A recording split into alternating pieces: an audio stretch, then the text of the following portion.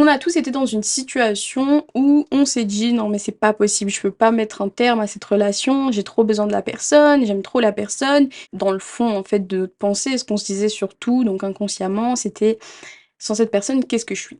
Sans ces gens autour de moi, qu'est-ce que je suis réellement?» La dépendance affective, ça en a forcément déjà entendu parler, mais réellement, qu'est-ce que c'est? Eh bien, la définition officielle, c'est lorsque l'estime de soi d'une personne est totalement dépendante du regard de l'autre sur soi. Alors, est-ce que c'est de l'amour ou est-ce que c'est de la dépendance affective que tu es en train d'expérimenter? Eh bien, c'est assez simple, on peut comparer les choses. D'un côté, on a l'amour, donc la confiance, le respect, l'évolution, le sentiment de bien-être, la croissance personnelle.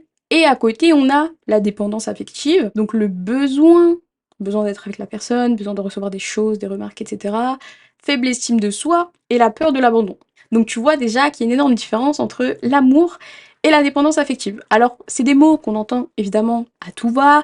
Non, mais en fait, je suis dépendante affective, etc. Les gens ne savent pas réellement s'ils le sont ou s'ils ne le sont pas, mais comme je l'ai dit avec la définition que je t'ai donnée au début, c'est lorsque concrètement l'estime et la valeur que tu portes à toi-même, donc le regard que tu portes sur toi, dépend du regard d'une ou des personnes. Tu peux être dépendant affectif d'une seule personne à cause de la relation, ou tu peux être une personne qui a un comportement de dépendant affectif, donc avec toutes les relations globalement. J'ai trouvé un article d'un psychiatre parisien qui en donnait les caractéristiques. La première chose, c'est la tendance à solliciter sans arrêt la vie de l'autre ou la vie des autres, une incapacité finalement à prendre des décisions seule. Ça, c'est une chose dont j'ai déjà parlé dans d'autres vidéos, et l'exemple que je donne toujours, c'est les photos Instagram, quand tu vas en poster une et que tu envoies toutes les photos à tes potes et que tu dis «Ah, laquelle je dois poster, laquelle je dois poster», ou encore que tu veux faire une coloration à tes cheveux et que tu demandes à tes potes «Oui, quelle coloration je devrais faire, etc. Est-ce que vous pensez que c'est une bonne idée?» C'est des choses qui peuvent paraître évidemment anodines et qui en soi ne sont pas très graves. Le problème, c'est que c'est avec les petites choses que les grosses se forment, et c'est donc avec de toutes petites remarques, de toutes petites habitudes qu'on commence à créer de gros comportements qui finissent par être problématiques, comme la dépendance affective, en prenant l'habitude de solliciter constamment l'avis des autres, sans se penser suffisant pour que notre seul avis compte et fasse l'affaire. La deuxième caractéristique, c'est lorsque la relation est fusionnelle. C'est le refus que la personne s'éloigne de vous, qu'il y ait de la distance. Vous voulez constamment avoir une emprise, qu'elle soit physique ou psychologique, sur la personne. Vous voulez savoir que la personne vous aime absolument. Vous avez besoin de l'entendre très souvent, vous devez avoir une emprise, je sais pas moi, physique, vous devez tenir la personne doit être constamment à côté de vous, vous devez savoir ce que la personne a fait constamment. Ce genre de choses, c'est typique dépendant affectif. Donc de pair avec ça, on a le fait de trop solliciter le partenaire, la partenaire, les amis, la famille, ou voilà, les gens en général. Donc là, on va partir du principe que c'est une relation amoureuse. Trop solliciter le partenaire, avoir constamment besoin d'être rassuré par la personne, avoir besoin en fait de l'approbation de cette personne, genre ça c'est bon, ça te plaît, ça te fait plaisir, qu'est-ce qui te ferait plaisir, et vous faites absolument plaisir à la personne, etc. Une autre caractéristique, c'est la difficulté à se séparer, quand pour vous c'est absolument impossible de vous séparer de la personne, sinon votre vie en fait n'a plus de sens. Donc en fait vous êtes incapable d'imaginer vraiment votre vie sans la personne dedans, que ce soit amis, amour, famille, n'importe quoi. Une personne autre que vous, c'est des préoccupations exagéré au sujet de la relation. Donc en gros, vous pensez constamment à cette relation. Genre cette relation, c'est le but de votre vie.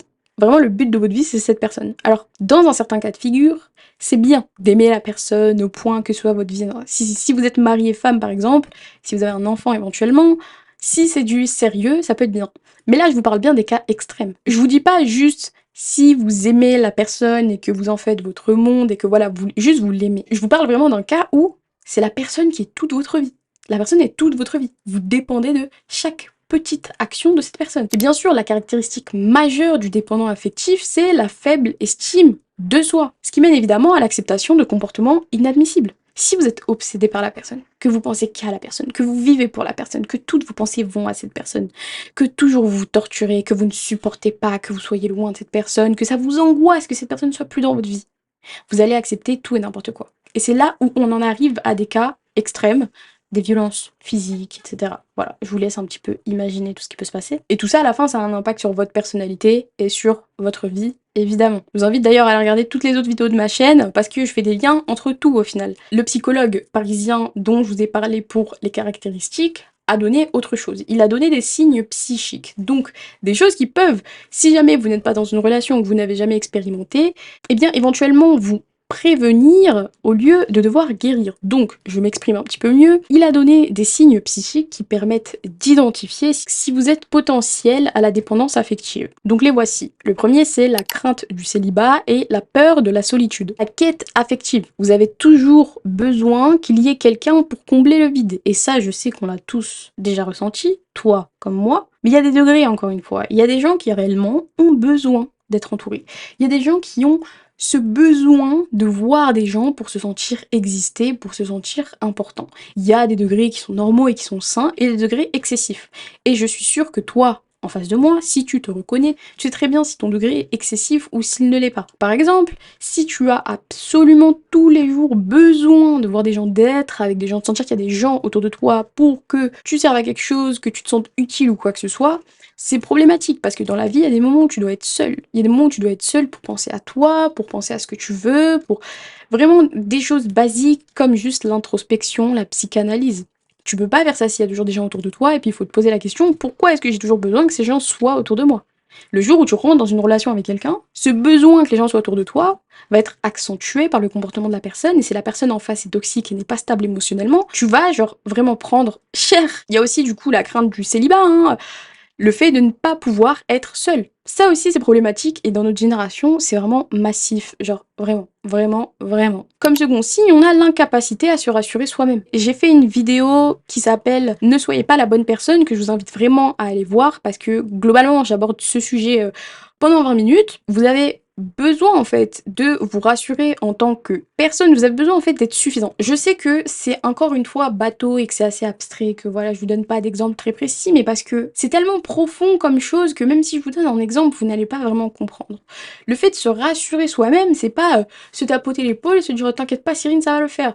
Non, c'est pas ça. Le fait de se rassurer soi-même, c'est de se dire bah en fait, ce que je dis, ce que je pense, ce que je veux, ça suffit. Par exemple, si je veux poster une photo sur Instagram, j'ai pas besoin de la montrer à tous mes potes pour qu'ils la valident.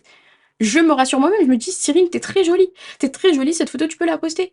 Y a personne qui va rien dire, et quand même quelqu'un dit quelque chose ou que les gens ils l'aillent pas, je suis suffisante. Je me rassure et en fait je suis suffisante. Je suis suffisante dans tous les sens du terme.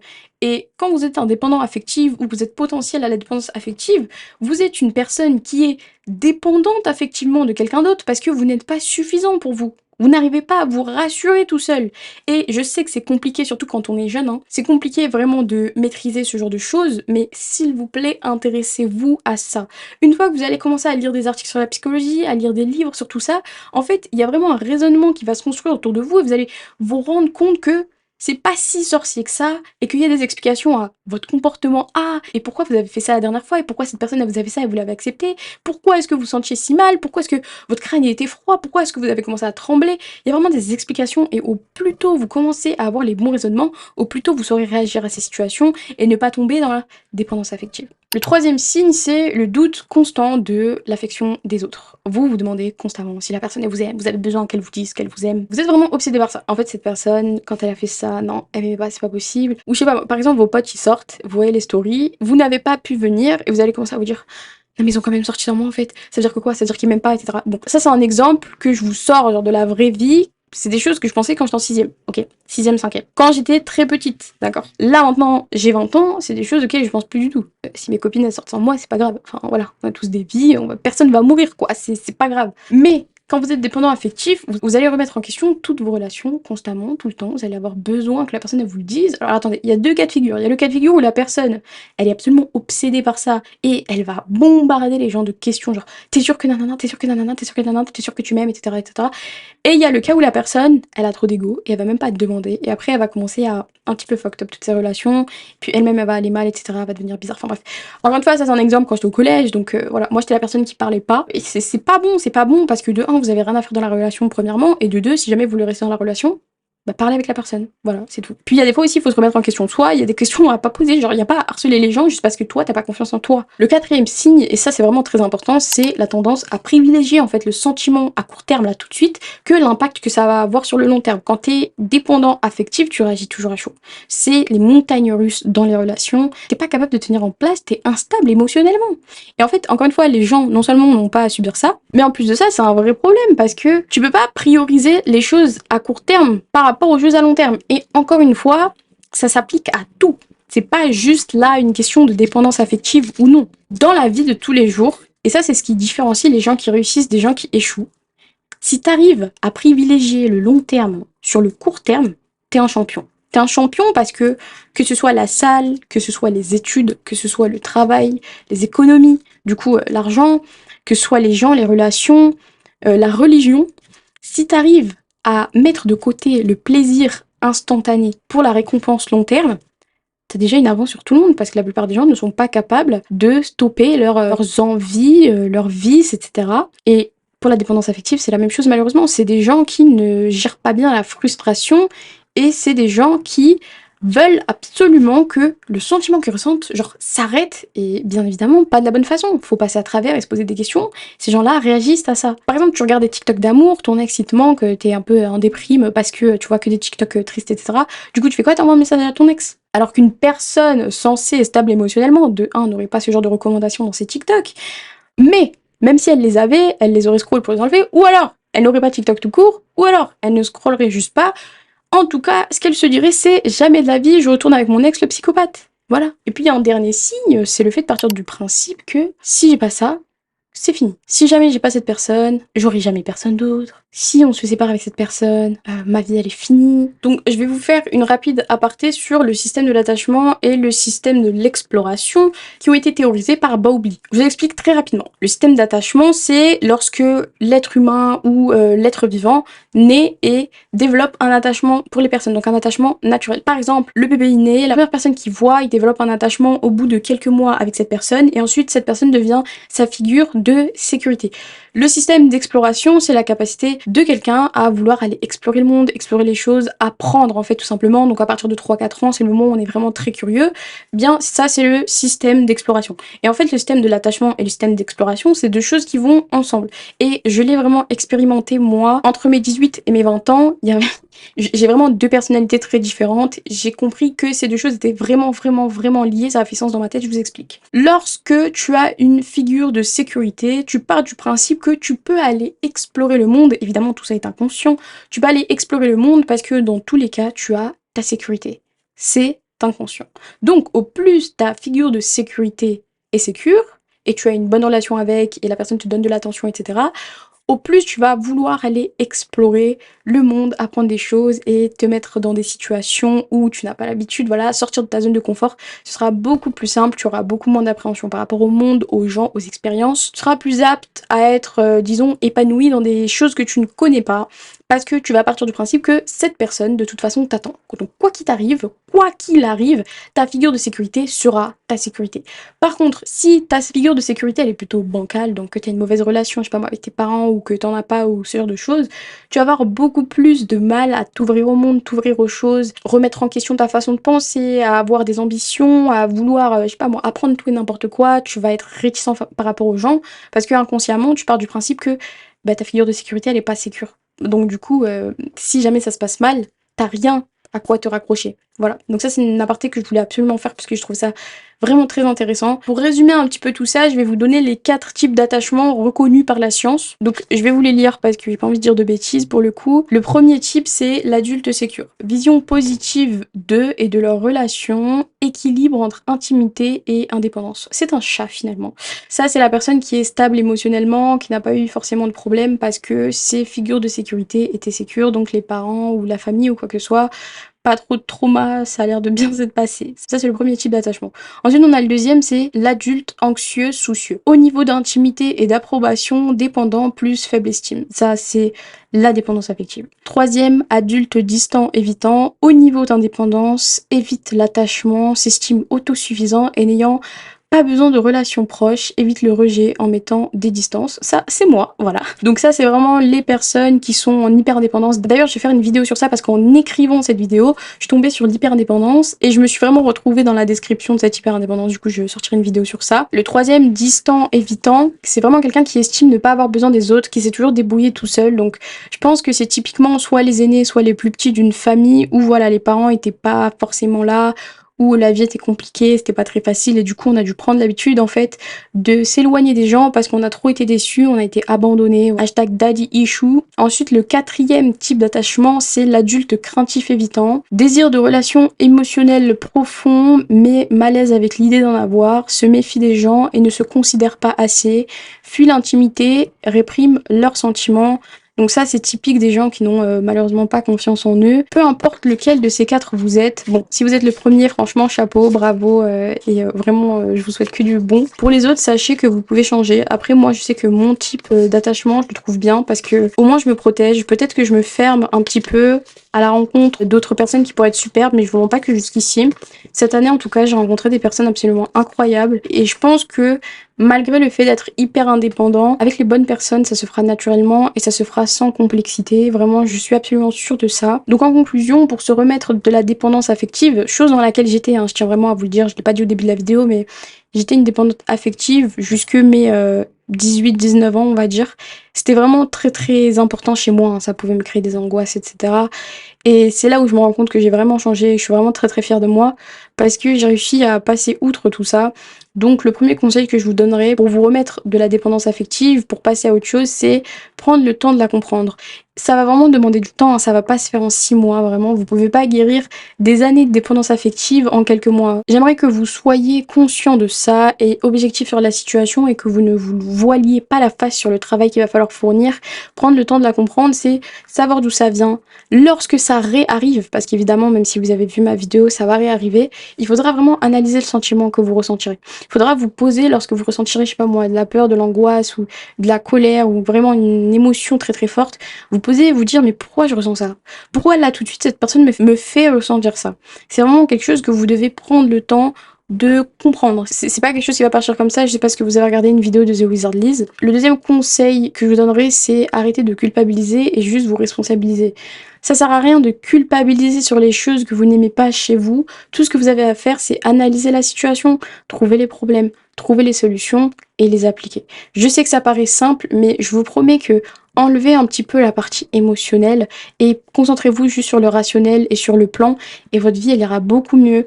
Pourquoi se torturer à se dire non mais regarde je suis nulle, j'ai besoin de la personne, ma vie elle sert à rien, au lieu de se dire ok, comment est-ce que je peux faire pour améliorer ma vie? Comment est-ce que je peux faire pour que la prochaine fois cette personne n'ait pas cette emprise sur moi? Comment est-ce que je peux faire pour comprendre pourquoi cette personne a une emprise sur moi? Ensuite, le troisième conseil que je vous donnerai, c'est reconnaître les comportements. Ça veut dire que vraiment, quitte à prendre un cahier et à l'écrire à chaque fois que vous avez une réaction ou un mauvais sentiment, faites-le. Parce que les gens sous-cotent énormément le fait de documenter tout ce qui se passe, tout ce qu'ils font, etc. Mais malheureusement, on oublie énormément les erreurs qu'on fait et on oublie encore plus les efforts qu'on fait, qu'on fournit et les changements qu'on a opérés. Et je pense que c'est important de se souvenir de là où on vient pour que le jour où on a fait 100 pas en avant, on regarde derrière et on se dise il y a bel et bien 100 pas. Pas oh je fais du surplace, nanana, et ensuite qu'on arrête et qu'on abandonne. Ça serait triste, vraiment ça serait triste.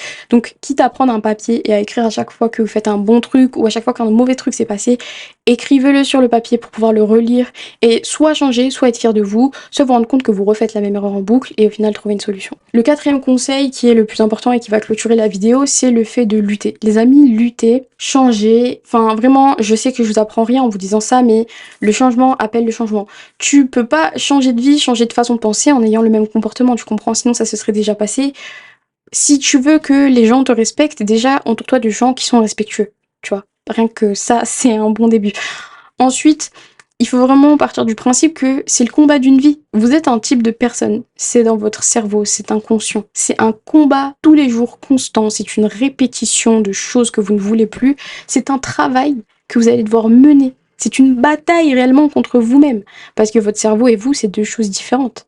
Vous n'êtes pas ce qui se passe dans votre tête. Votre tête, c'est votre tête, ok? Et c'est vraiment important que vous vous disiez que déjà vous pouvez le faire, parce que je vous mens pas que moi je l'ai fait. Moi je l'ai fait. Je n'ai vraiment plus peur que qui que ce soit me laisse. Pourquoi? Parce que ma vie ne tourne plus autour des gens. Avant, ma vie tournait autour des gens. Et c'est vraiment important de vous dire que vous n'avez pas besoin des gens. Vous trouverez vos personnes, vous trouverez votre entourage, des gens qui vous méritent. Ne pensez jamais que vous allez finir seul et n'écoutez jamais les gens qui vous disent que vous allez finir seul parce que c'est pas vrai. Vous allez jamais finir seul. Il y a forcément dans 9 milliards d'individus des gens qui sont comme vous, qui pensent comme vous ou encore mieux qui vous complètent. Donc voilà, c'était la fin de cette vidéo et j'espère sincèrement que ça vous aura plu. Alors dans celle-ci, j'ai vraiment mis mon cœur parce que je parle comme j'aurais parlé à la moi de il y a 2 ans ou de quand j'étais encore plus jeune. N'oubliez pas, c'est une lutte avec vous-même. Les gens n'ont pas à vous marcher dessus. Vous êtes suffisant. Et moi, je vous aime en tout cas. Donc voilà, si vous en êtes à là dans la vidéo, je vous aime encore plus.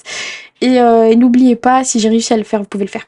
Vraiment, j'ai un cerveau, t'as un cerveau, les gens ne font pas mieux que toi, ok? Donc voilà, je te fais un énorme bisou et on s'attrape pour une nouvelle vidéo.